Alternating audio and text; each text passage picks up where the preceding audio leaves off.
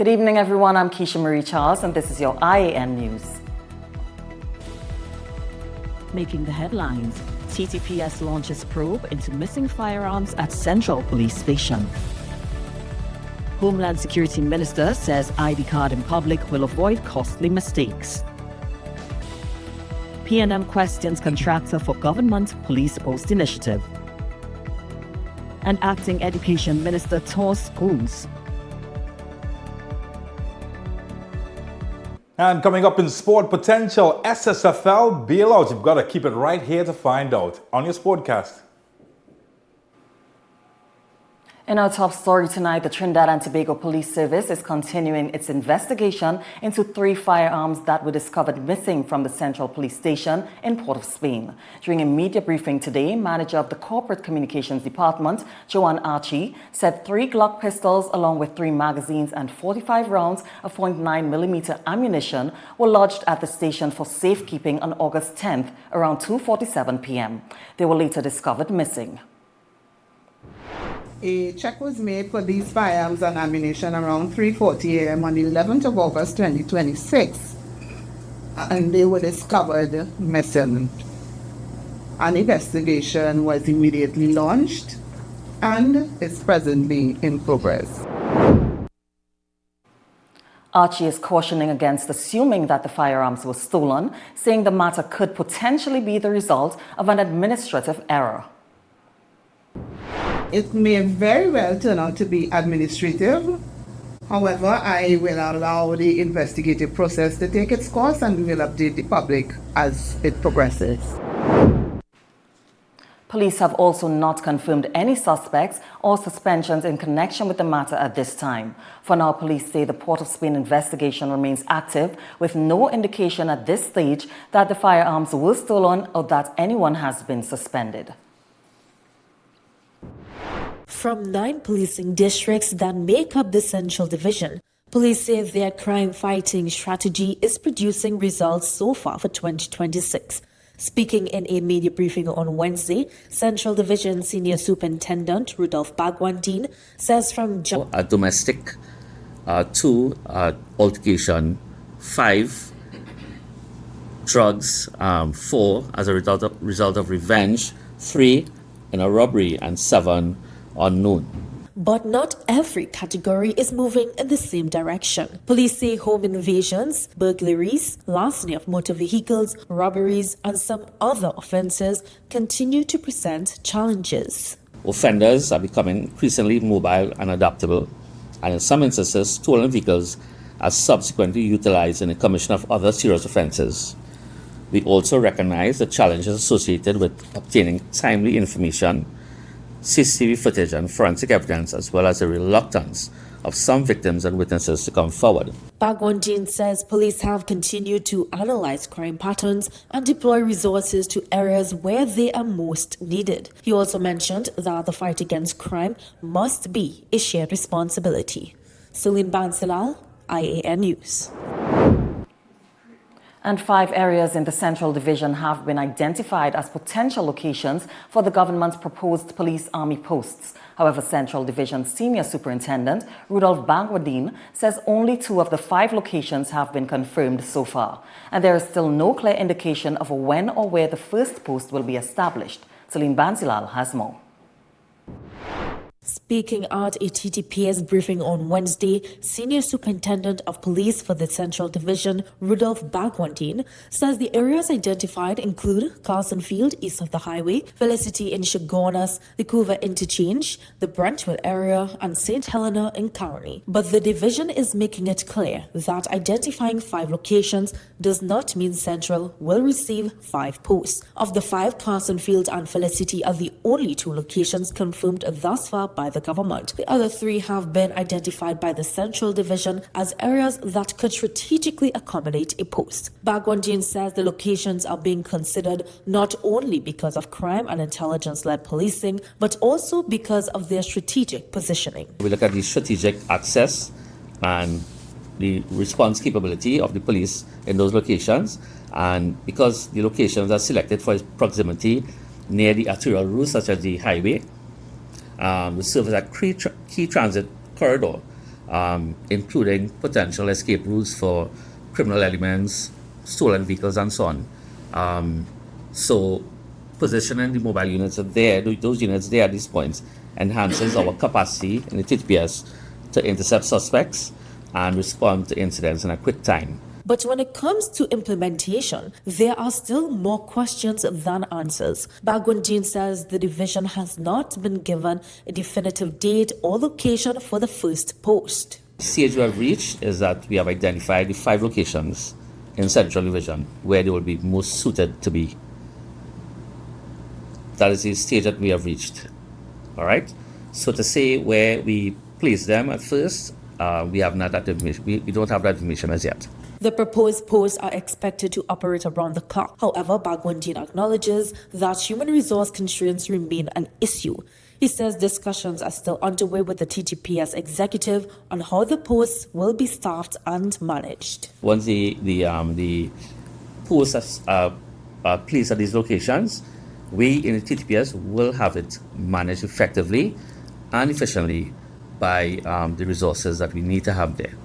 Okay, because we also spoke about the response capability of the officers. So obviously we must have additional resources, not just to man posts, but also to respond from the posts as well. For now, the 5 locations remain under consideration, with only 2 confirmed as potential sites. The Central Division says the final placement of the first post will become clearer in time. Celine Bansilal, I.A.N. News.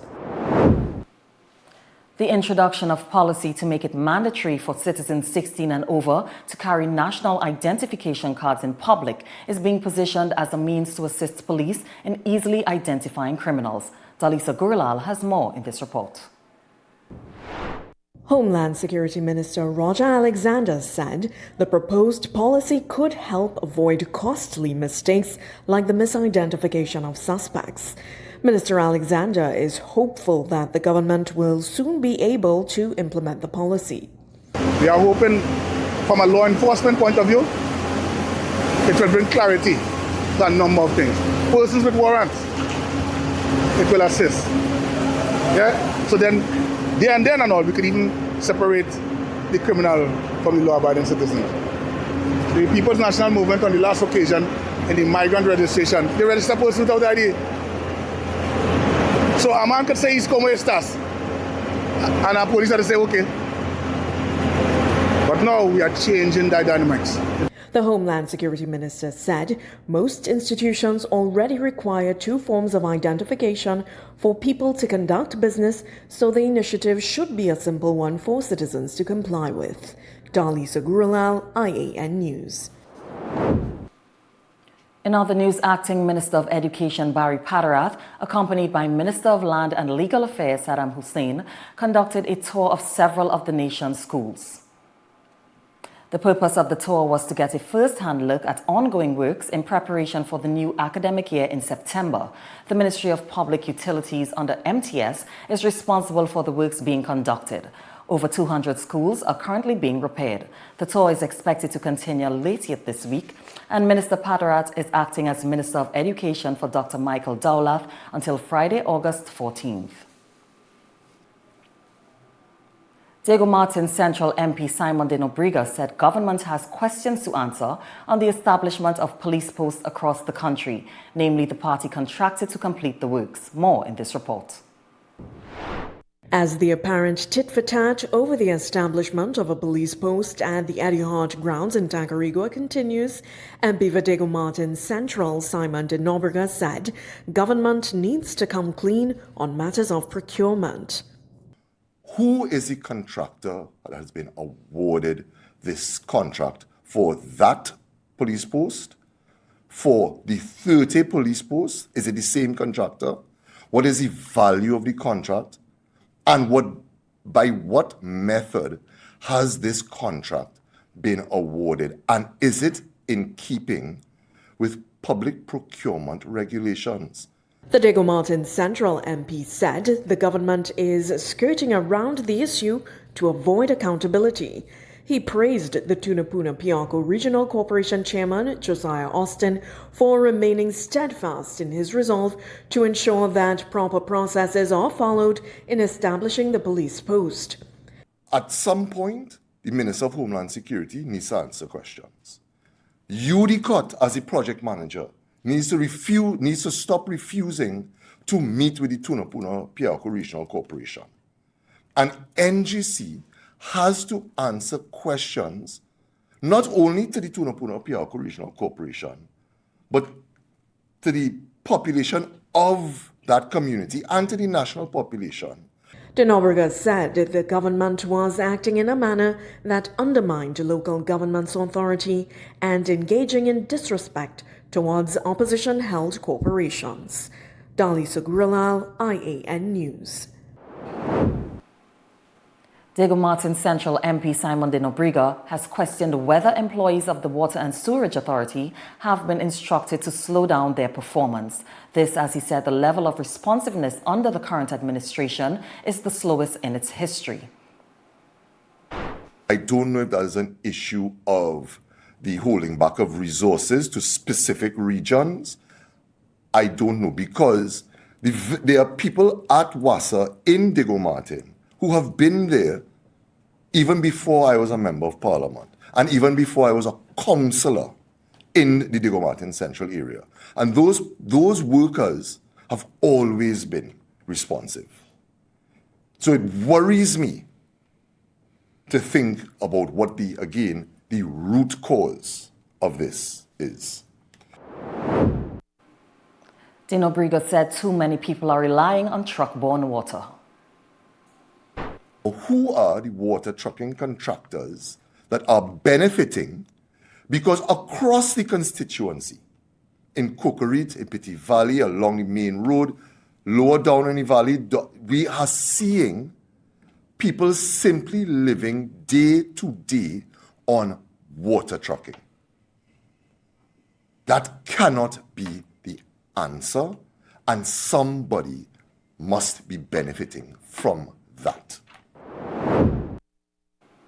You're watching I.A.N. News. More after the break. We'll be right back.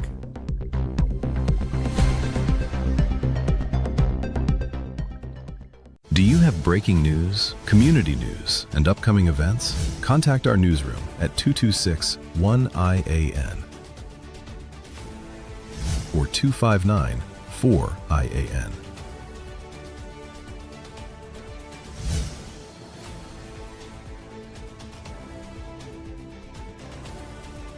Or email us at iannetworknews@gmail.com. 2 murders recorded in Trinidad and Tobago this year came from altercations, revenge attacks, and domestic disputes, not organized gang warfare. According to figures cited by the Prime Minister, altercations accounted for 40 murders, revenge for 30, and domestic disputes for 12. Since 2024, altercations, revenge, and domestic disputes have been linked to 371 lives lost. Many began as everyday disagreements that escalated beyond control. Some erupted suddenly, fueled by anger, jealousy, alcohol, or drugs. A few seconds of lost control created permanent consequences for entire families. Gang violence can be attacked differently.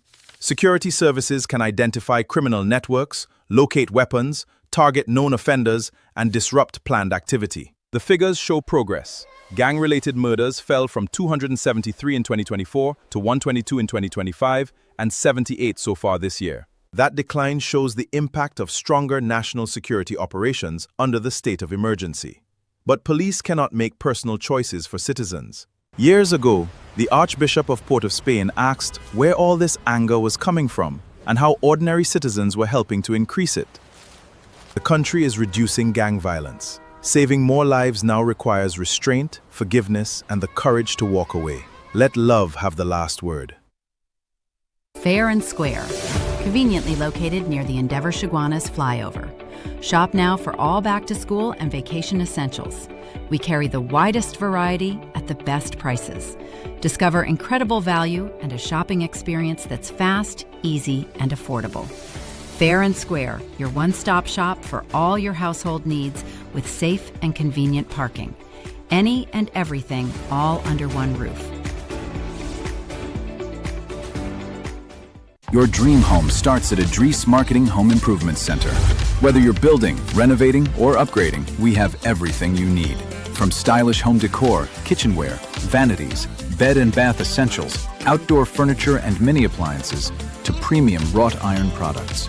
Shop security steel doors, PVC and aluminum windows, zinc, RHS, stainless steel items, and custom enclosures. Visit us at Old Southern Main Road, Freeport, or our branches in Aranguez and SS Erin Road, Daybay. Extra Foods has champion savings. Plenty specials just for you. April parboiled rice, 3 packs for $20. Country House table margarine, 3 sticks for $20. Nature's Hot almond milk, 1 liter, $20.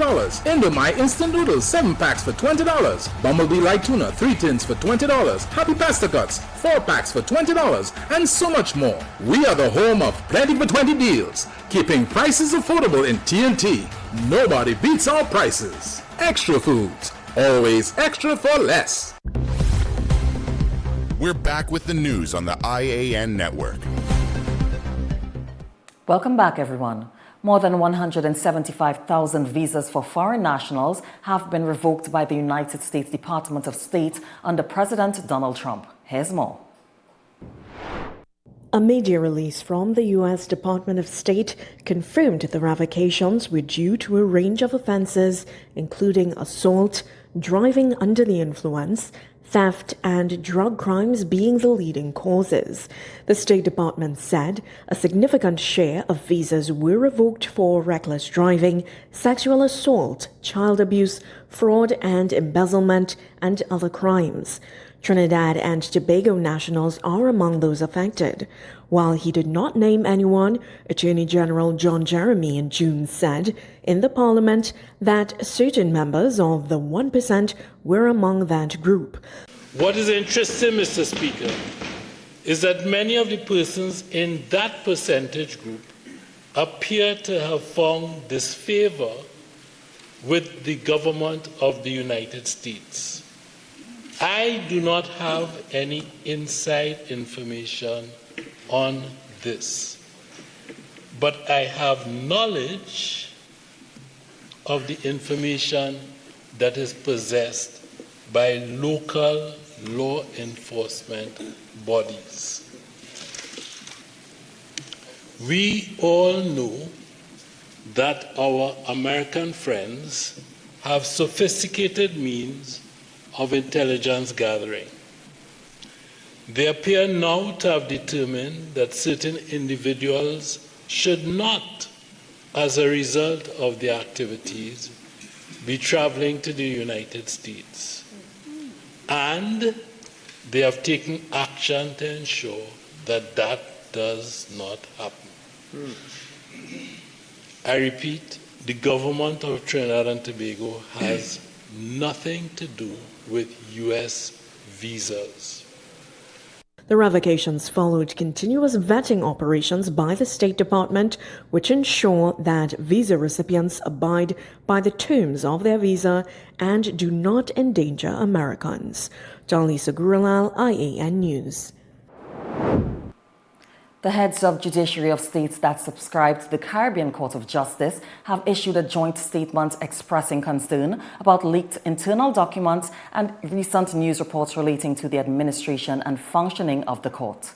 The statement issued on Tuesday said the Caribbean Court of Justice occupies a position of profound importance as a regional institution, adding it is the final court of appeal, and for most CARICOM states, it is the court of original jurisdiction vested with the power to adjudicate on matters involving the revised Treaty of Chaguaramas.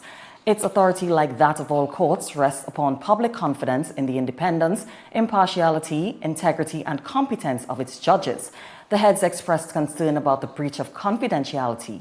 The heads of judiciary said they remain confident in the CCJ as a vital regional judicial institution and in the commitment of its judges to the principles which underpin the administration of justice throughout the Caribbean. The heads of the judiciary from Barbados, the Bahamas, Belize, Guyana, the Eastern Caribbean Supreme Court, Jamaica, and Trinidad and Tobago issued the statement. In other news, a 5.1 earthquake struck off the coast of Venezuela early Wednesday morning, with the tremor occurring at a depth of 75 kilometers. According to the UE Seismic Research Center, the earthquake was recorded at 4:14 a.m. today. The epicenter was located approximately 77 kilometers east of Carúpano, Venezuela, 113 kilometers west of Port of Spain, Trinidad and Tobago, and 124 kilometers northeast of Maturin, Venezuela. The earthquake occurred at a depth of 75 kilometers beneath the surface. In other news, a 19-year-old Arima man believed to be one of the suspects wanted in connection with the July 28th killing of police constable Romel Kerry Douglas was killed in a police shooting late Tuesday. More in our crime roundup. Hassan Johnson, also known as H-Man of 2nd Street, Printerville, Arima, was fatally wounded during a confrontation with police at the 7 3/4 mile mark, Mora Trace, Matura. According to police, officers from several specialized units were acting on intelligence when they went to the area shortly before midnight. The operation reportedly involved officers from the DCP Operations Team, Home Invasions Team, Special Investigations Unit, Western Division Gang Unit, North CID, and Southwestern Division Gang Unit, along with members of the Trinidad and Tobago Defense Force. Johnson allegedly fired a shot at the officers, and they returned fire. He was struck during the exchange and taken to the Sagre Grande Hospital, where he was pronounced dead at about 11:55 p.m. Police reportedly recovered a loaded Glock 26 semi-automatic pistol during the operation. Johnson's death comes less than 3 weeks after PC Douglas was shot dead while sitting in his vehicle in Cali Village, Caroni. Douglas, 48, who was last assigned to the Four Roads police station, was killed shortly after 11 p.m. on July 28th while seated in his white Nissan Tida at the corner of Hydraulic Trace and Caroni South Bank Road. Prison officers seized 6 improvised weapons discovered concealed above a cell during a search at the Eastern Correctional and Rehabilitation Center on Tuesday morning. The weapons were found during a search exercise carried out by members of the C Batch in the Hope Division of the facility. According to the Trinidad and Tobago Prison Service, the operation took place at approximately 10:45 a.m. when officers searched areas within the division. During the exercise, officers discovered 6 improvised weapons hidden at the top of a cell. The items were confiscated. The discovery has renewed attention on the continued threat posed by homemade weapons inside correctional facilities, where such items can be used to injure inmates or prison officers and potentially trigger violence. It's now time for sports, and James has all the highlights from secondary schools football. Well, I tell you what, it's a bit of que sera, what will be. As Tobago schools, well, there might be a reprieve coming, but you've got to stick around to find out in your sportcast. We'll be right back.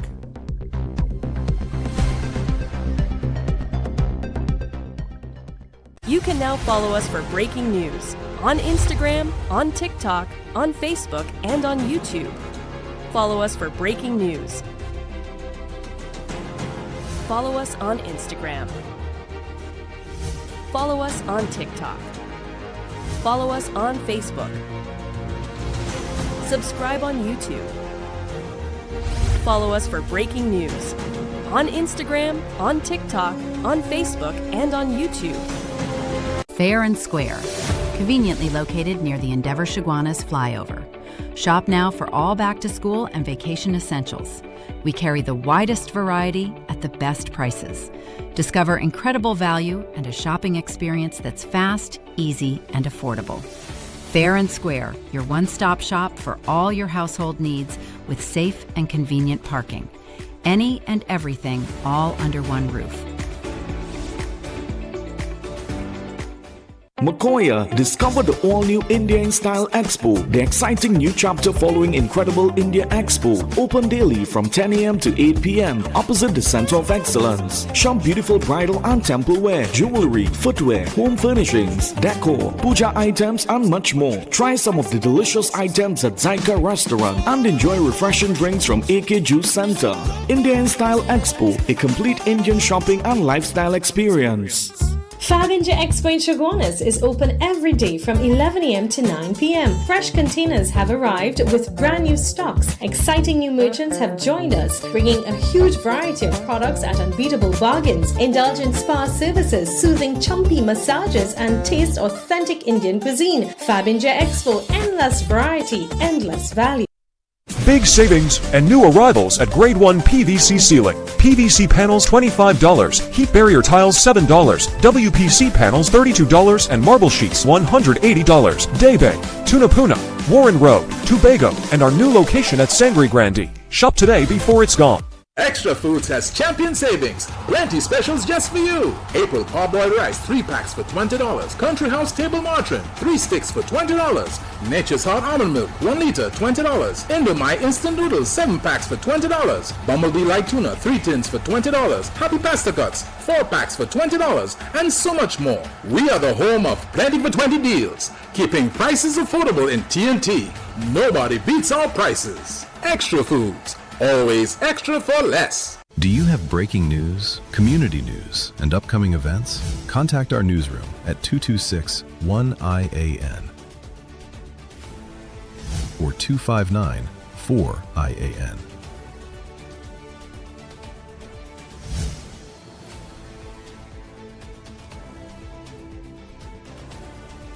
or email us at iannetworknews@gmail.com.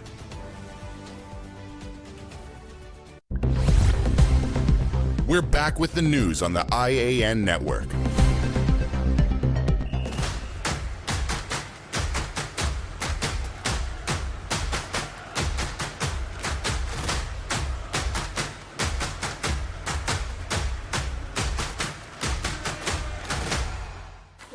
All right, it's time for drama as Sabina Park delivered the drama Caribbean cricket fans had been waiting for.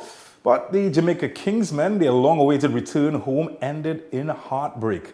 While playing their first CPL home match since 2019, the Kingsmen fell just 5 runs short against the Barbados Tridents in a thrilling finish. And it's because of that. Barbados had earlier posted 206 for 3, powered by a 93-run stand between Brandon King and Shapeen Rutherford. And then the home team got off to a nightmare start, crashing to 12 for 3 inside 2 overs after Australian pair Chris Green and Daniel Sams ripped to the top order.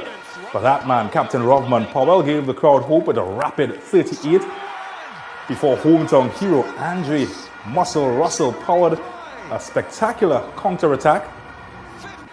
Russell blasted 68 from 38 balls, including 9 towering sixes, while Lowes, the 19-year-old, added 30 in a 69-run partnership that dragged Jamaica to the brink. But then Russell was out, and then Lowes was run out, needing just 15 from the final over, and he was caught with 3 balls to spare as the Jamaica Kingsmen were all out and lost that match. So I tell you what, after the match, both captains had their say. There is work needed to be done in all 3 departments. You know, from a batting standpoint, from a bowling standpoint, and from a fielding standpoint. You know, tonight we lose wickets in clusters. Every time somebody get out, another wicket follow. You know, in T20 cricket, no matter who you have in your lineup, once you keep on losing wickets in clusters, you're generally going to find yourself in trouble. But having said that, I think it's encouraging for the fans also. We have played 2 nail-biting games. You know, it's just for us to get on the other side of one of these games. Winning a tight one, even though we're ahead of the game for most of it, is important for confidence. And they say you learn a lot when you lose games, but when games go down to the wire and you manage to find a way over the edge, you learn a lot from that as well. So we'll take a lot of confidence from that. I thought we were outstanding with the bat, and the first 10 overs with the ball we were really good. And then it's just about limiting the damage, because a lot of teams have the power like these guys. So we'll learn a lot from that, particularly in the second half of that bowling innings. Chris Green wearing blue. Secondary Schools Football League says a major sponsorship shortfall has forced difficult decisions ahead of the 2026 season, but our late financial lifeline could still change the competition format before kickoff. And that's because a major local entity has now approved the league and is reviewing costings for both the original 17-team format. The SSFL says those figures have already been submitted and the response is expected before the end of this week. The financial constraint being the major but affecting us a very important and valuable entity came forward. We had a meeting with them on Monday, and they asked us to provide them with the budget for two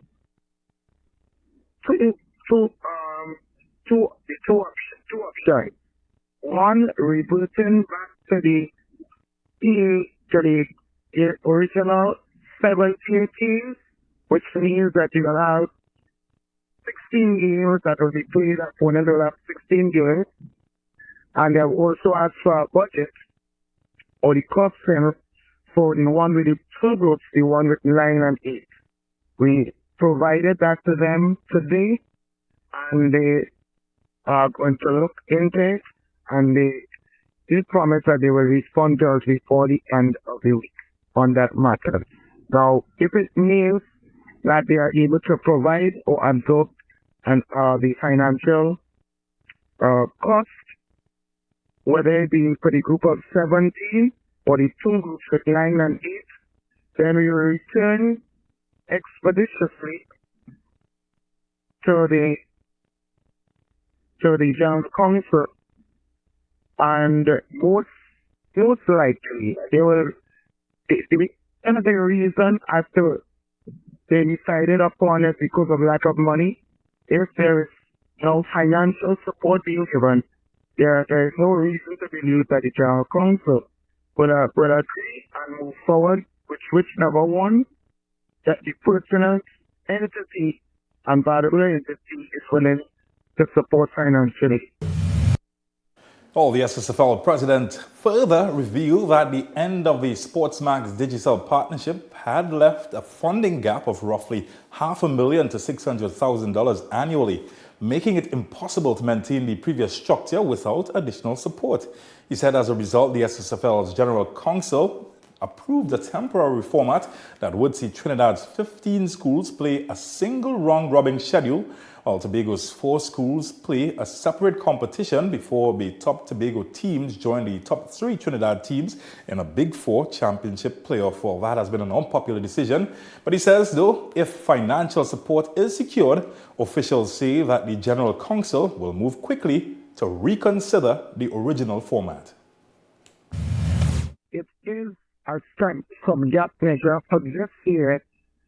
And only for 2 reasons in particular. One, the financial constraints, and 2, the challenge with the inter-island traveling between Trinidad and Tobago and vice versa.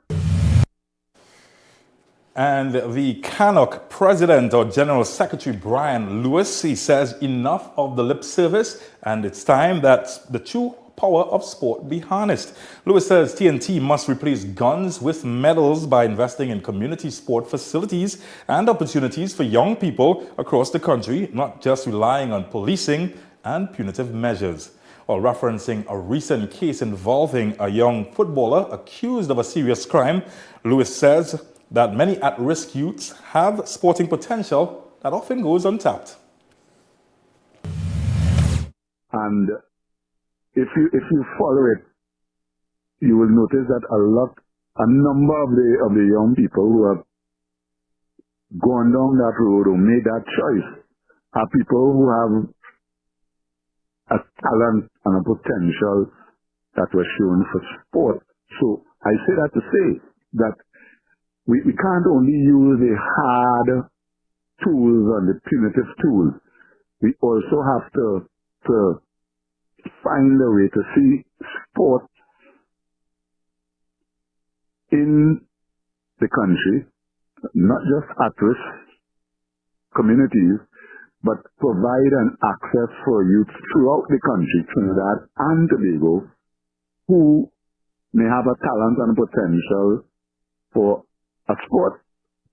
We need to find a way to give them that opportunity to be able to tap into that.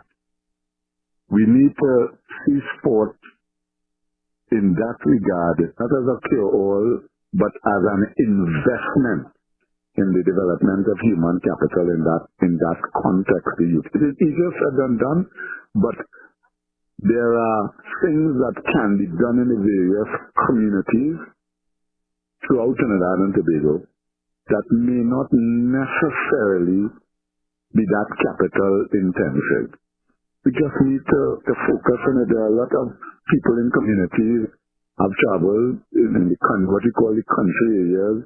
There are facilities and grounds that are just going to waste, and there just needs to be a focus. Well, Lewis further called for more creative and innovative solutions in terms of providing entrepreneurial sport ecosystems and making difficult decisions about limited resources and allocation for sports and athletes. Be sure to answer, it requires some creativity, it requires some innovation, but it also requires tough and difficult decisions to be made. The country that is may not be in a position at this point in time in this Olympic cycle where it could support everyone, only have a legitimate opportunity to realistically qualify the same level of support. And there you go, you got some extra. You heard all about it. And of course, the breaking news this evening is that the SSFL with a new proposal that may save the original format of the competition for the season. You heard it right here first. For the team, I'm James Saunders. I'll catch you later.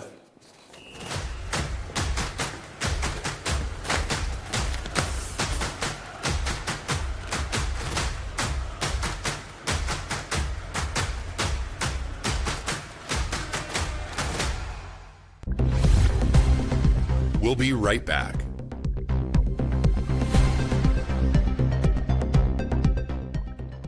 Do you have breaking news, community news, and upcoming events? Contact our newsroom at 226-1-I.A.N. or 259-4-I.A.N.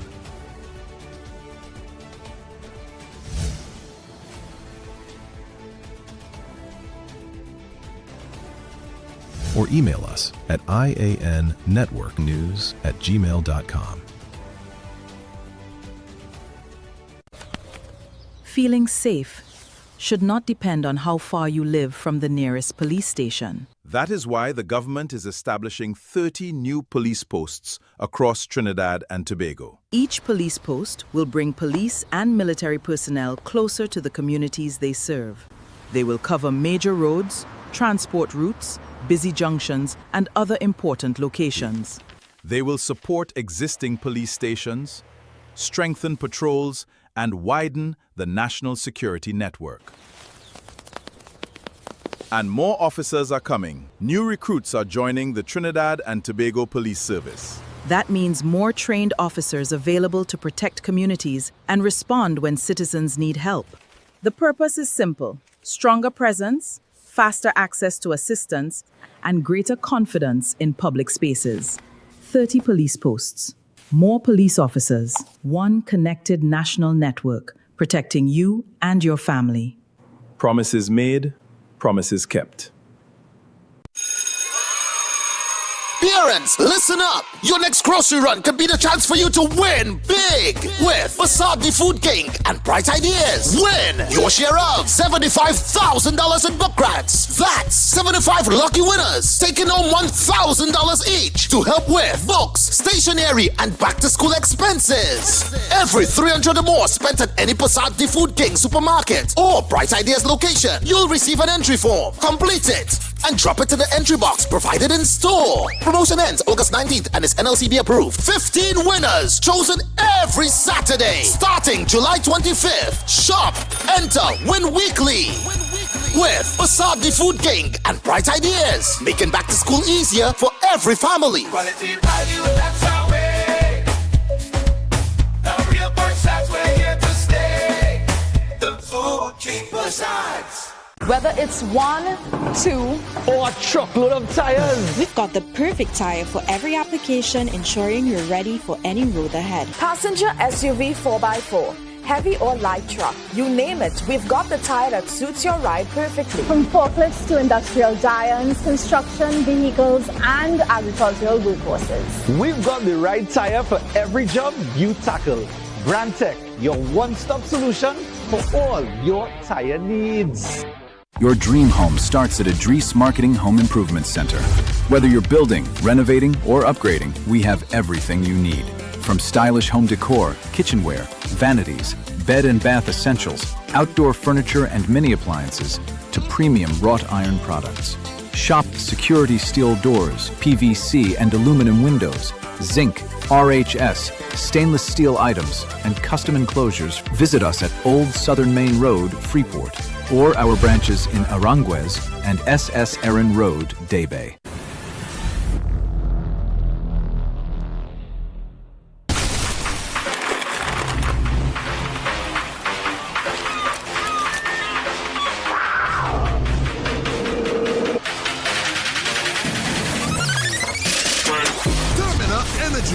Rise to the occasion. We're back with the news on the I.A.N. network. Welcome back, everyone. The fashion industry is preparing for one of its biggest sustainability shakeups yet. New European Union packaging rules are now coming into force. The measures are designed to reduce waste, phase out harmful chemicals, and encourage reusable and recyclable materials. These changes are expected to set a global precedent. Here's more.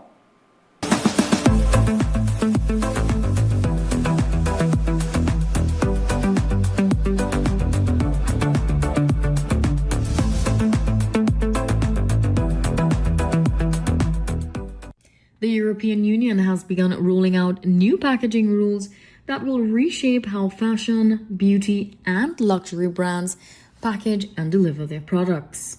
According to Jessica Roswell, European Commissioner for Environment, the regulation is part of the bloc's broader effort to reduce waste and build a more circular economy. For years, premium packaging has been part of the luxury experience, from oversized shopping bags and decorative gift boxes to layers of tissue paper, ribbons, and protective plastic.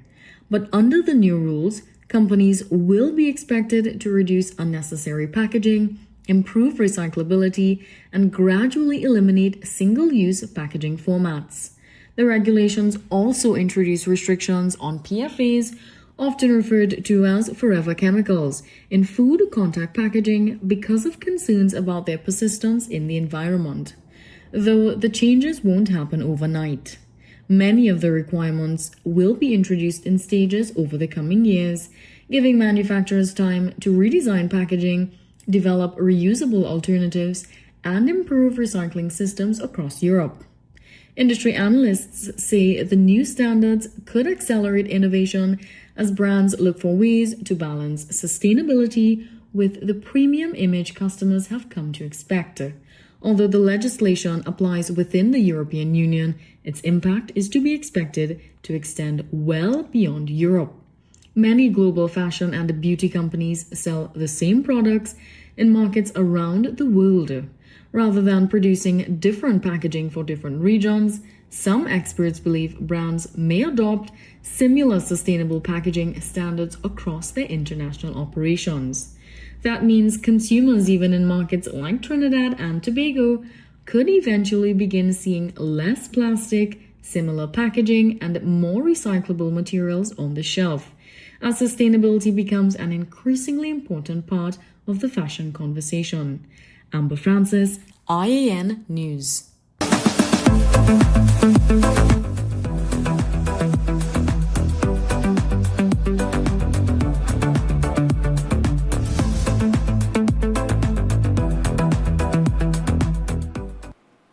Massachusetts has become one of a handful of U.S. states to remove its gestational age limit on abortion. Governor Maura Healey signed the new legislation into law. The measure replaces the state's previous 24-week restriction with a system that leaves decisions on later abortions to the professional judgment of physicians. Supporters say the law protects patients facing complex pregnancies, while opponents argue it removes important safeguards for unborn children. Here's more.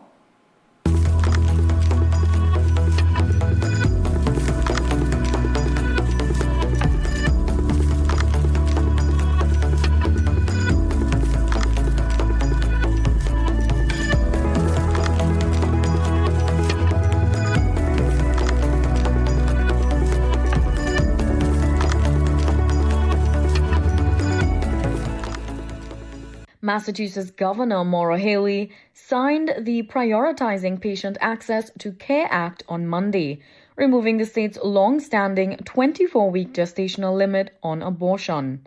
The law will take effect in 90 days. Previously, abortions after 24 weeks were generally permitted only under limited circumstances, including when a pregnancy threatened the mother's life or health or involved severe fetal abnormalities. Under the new law, physicians will instead rely on their professional medical judgment when determining whether a later abortion is appropriate. Governor Healey defended the legislation, saying it ensures women and families experiencing complicated pregnancies can receive care in Massachusetts without facing legal uncertainty or having to travel to another state. She also described the measure as reinforcing access to reproductive health care amid ongoing national debate following the overturning of Roe v. Wade. Pro-life organizations have condemned the legislation, calling it one of the most expansive abortion laws in the United States. Massachusetts now joins a small group of states, along with the District of Columbia, that do not have a statutory gestational age limit on abortion. Amber Francis, I.A.N. News.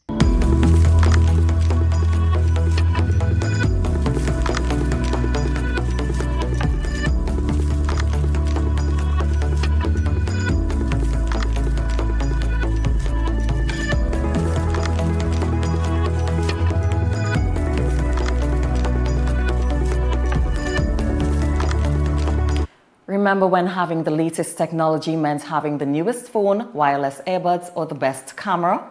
Well, some young people are now doing the exact opposite and making old-school technology more trendy. From digital cameras and iPods to wired earphones, Gen Z is embracing gadgets many of us thought had been left behind. And it seems the appeal isn't just nostalgia. It's about slowing down, disconnecting, and getting a little more control over how we experience life. Here's more.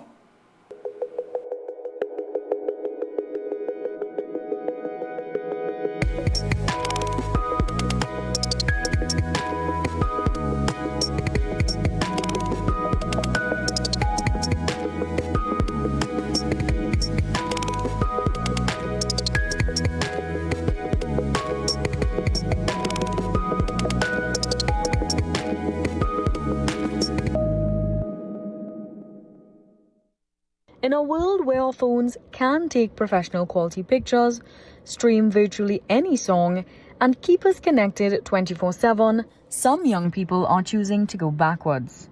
Digital cameras, iPods, and even wired earphones are making an unexpected comeback, and social media is helping drive the trend. Digital cameras that were once considered outdated are now becoming a sought-after accessory for nights out, concerts, and even everyday memories. And it's not necessarily about getting a better picture. For some young users, the slightly grainier, less polished look feels more authentic than the ultra-high-definition images produced by today's smartphones. Recent reporting on the trend points to 42 million active film camera users worldwide, with more than a third between the ages of 18 and 30.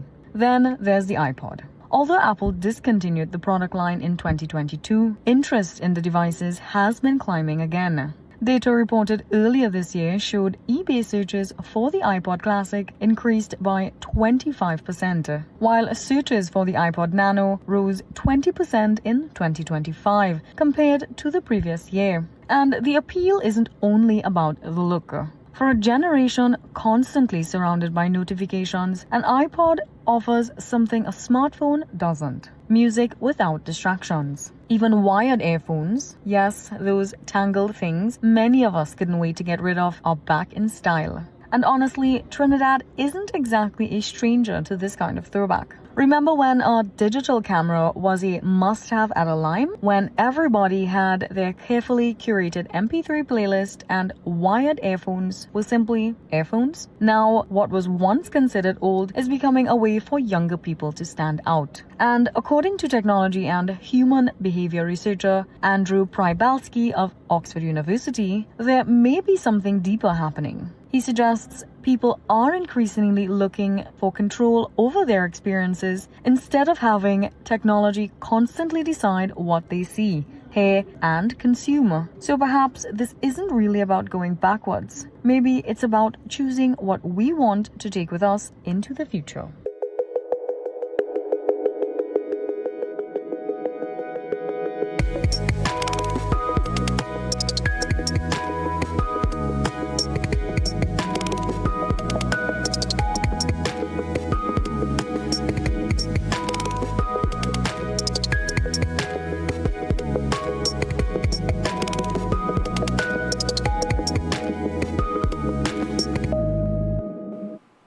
It's now time for a quick break. Stay with us.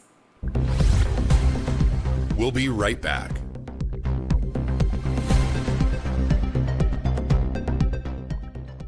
Do you have breaking news, community news, and upcoming events? Contact our newsroom at 226-1-I.A.N.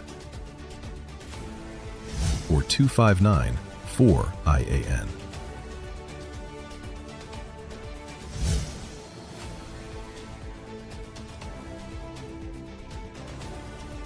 or email us at iannetworknews@gmail.com. Thinking of giving your home that modern finish? Then visit ABC Bar Doors and Windows. We are the largest supplier of hardwood finishing goods. Get kitchen and pool tiles, faucets, doors, windows, sinks, and so much more. Come in or give us a call. ABC Bar Doors and Windows, always a better choice. Ready for a home makeover? Head to Felicity Furniture and Appliances, where style, comfort, and savings come together. Luxurious sofas, elegant dining sets, beds, stoves, freezers, and more. Visit us at Lot 10B, Pierre Road, Felicity, Chaguanas. We're back with the news on the I.A.N. network. Thank you for staying with us. It's now time for our business brief with Dalisa Gurlal.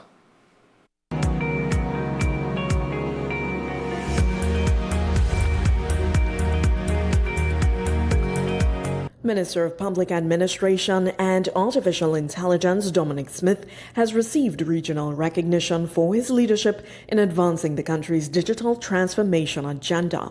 Minister Smith was presented with the Kanto Ministerial Award for ICT Leadership and Digital Transformation 2026. The award recognizes ministers who have demonstrated leadership in the use of information and communications technology and have contributed to digital development at the national and regional levels. Under his tenure, the ministry has been working to prepare Trinidad and Tobago for the growing impact of artificial intelligence, including efforts to strengthen the policy and institutional framework for responsible AI use. National Flour Mills has reported a 1.1% increase in revenue to $263 million for the 6 months ended June 30th, 2026, compared with $260 million for the same period last year.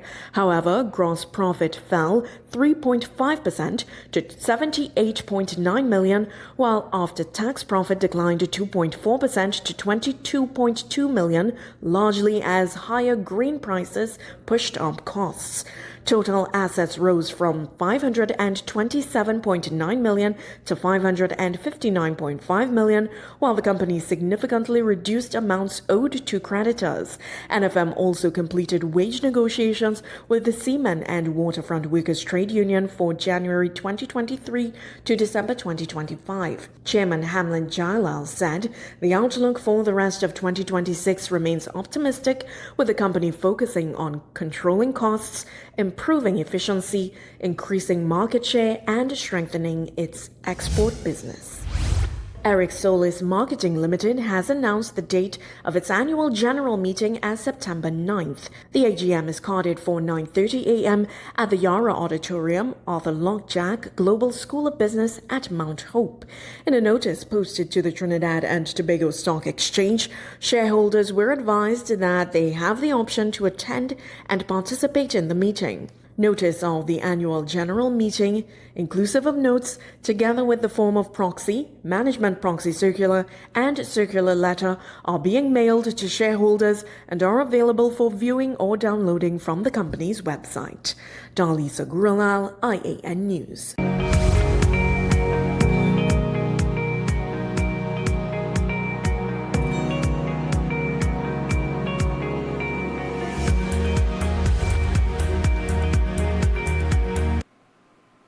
Antigua and Barbuda Prime Minister Gaston Brown has slammed judges who impose lenient sentences for gun crimes. More in our regional roundup.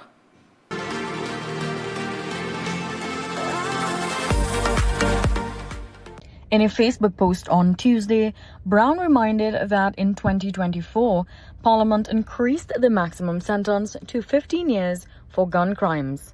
He criticized judges' lenient sentencing practices. He said some in the judiciary are abusing the discretion in law by imposing lenient sentences on repeat offenders and others who have committed heinous crimes.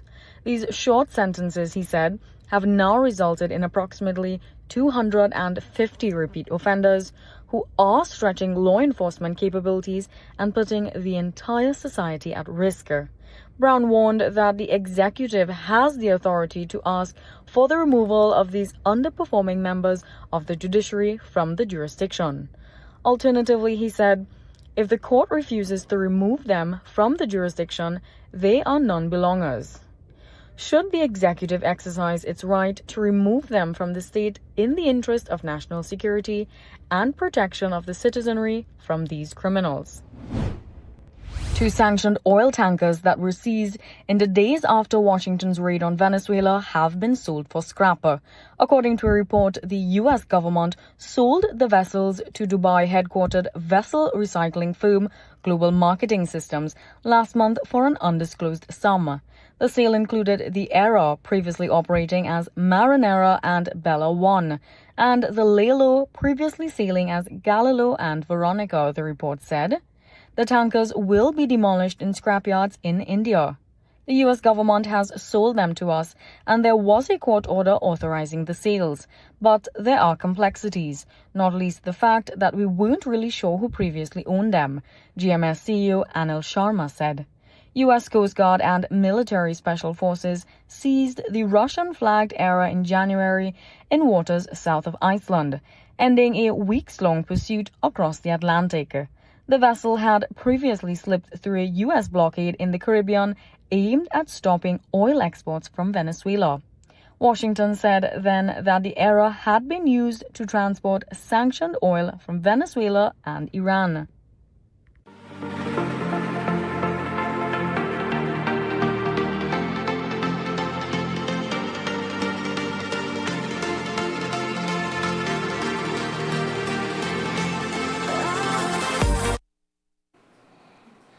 An Ebola outbreak in the Congo and a total solar eclipse in Spain. This and more in our international roundup.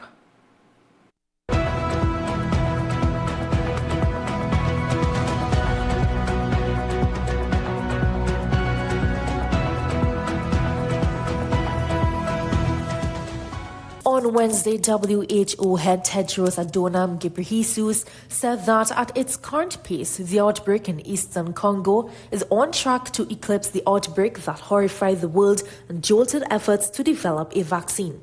The outbreak in eastern Congo, considered the fastest growing in history, has killed over 2,000 people out of more than 4,300 cases. The outbreak was declared on May 15th, but health authorities now say sequencing showed it began months earlier in February. It is unlike recent Ebola outbreaks because the rare Bundibugyo virus responsible for it has no approved vaccines or treatments, though efforts to address that are underway. Experts say this outbreak is moving faster than efforts to track and manage it in a remote part of eastern Congo, facing ongoing conflict near the borders with South Sudan, Uganda, and Rwanda. Most new cases and deaths are being reported in communities outside the reach of health workers in a region of poor infrastructure and ill-equipped health centers. And millions of people crowded cloudless cities and towns in Spain on Wednesday in search of the best views of the country's first total solar eclipse in more than a century. A total solar eclipse occurs when the alignment of the sun, moon, and earth briefly plunge parts of the planet into darkness. The crowds brought lawn chairs, umbrellas, and hats as they eagerly awaited the celestial spectacle, which began early in the evening. Across a wide band of northern and central Spain, millions of people had some of mainland Europe's best views of the eclipse. A silver of Greenland and Iceland too may witness it, weather permitting. Totality, when the moon completely covers the sun's light, lasted less than 2.5 minutes, reaching its maximum duration of Iceland's west coast. By the time it got to a small part of Portugal and then to Spain, just before sunset, totality dwindled to a minute or so. The eclipse ended over the Mediterranean. Celine Bansilal, I.A.N. News.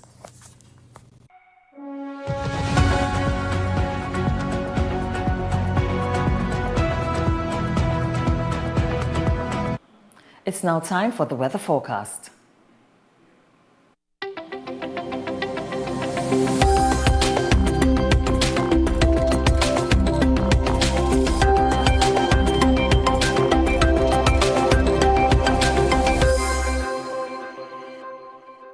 For the period today, Trinidad and Tobago will experience generally fair and partly cloudy conditions by late morning into the afternoon. There is a low to medium chance for an isolated heavy shower or thunderstorm to develop, especially near hilly areas. In the event of a heavy shower or thunderstorm, gusty winds are likely and street or flash flooding is possible in areas so prone. The Met Service warns that the Saharan dust is gradually increasing to become significant over the next 24 to 48 hours. Sensitive persons are advised to take the necessary precautions. Seas are moderate with waves 2 meters to 2.5 in open waters and below 1 meter in sheltered areas.